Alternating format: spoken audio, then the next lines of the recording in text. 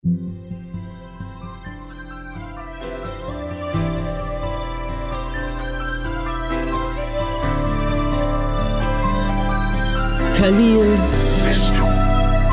let's go.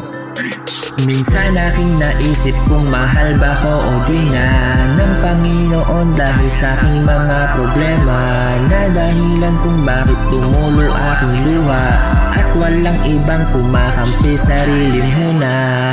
Wala akong magawa kundi ang manahimik at kausapin ka at anuhin ka sa lahat kung bakit kailangan na ang makaranas nito ay ako pa. Pagising sa umaga, hawak ko agad ay kape sa tasa habang iniisip kung ba't ako ang tumatamasa ng mga problemang parang hindi ko na nga kaya. Walang katapusan mula pa sa aking pagkabata.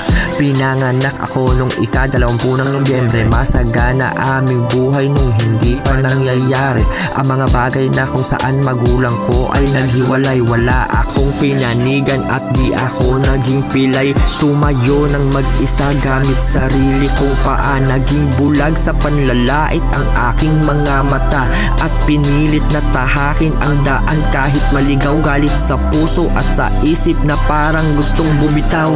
Minsan aking naisip kung mahal ba ko o di na ng Panginoon dahil sa aking mga problema na dahilan kung bakit tumulo aking luha at walang ibang kumakampi, sariling huna.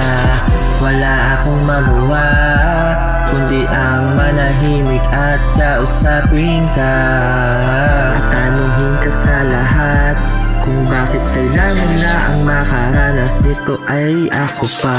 Dumating ang araw na kumapit ako sa patalim para makaraos. Tinahak ko'y iskinitang madilim dahil alam ko na sa likod ko ay mayroong ikaw. Kahit humaba aking sungay, di ka sa'kin bibitaw.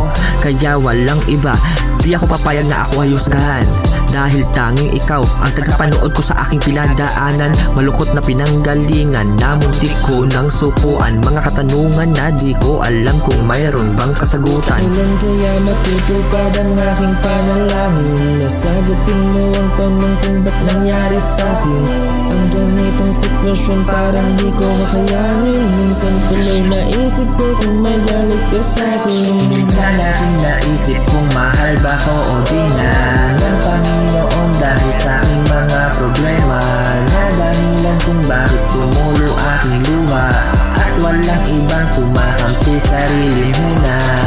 Wala akong magawa kundi ang manahimik at kausapin ka at anuhin ka sa lahat kung bakit kailangan na ang makaranas nito ay ako pa. Kailan kaya matutupad ang aking panalangin? Nasagutin mo ang tanong kung ba't nangyari sa'kin ang ganitong sitwasyon, parang di ko kakayanin. Minsan tuloy naisip ko kung may galit ka sa'kin.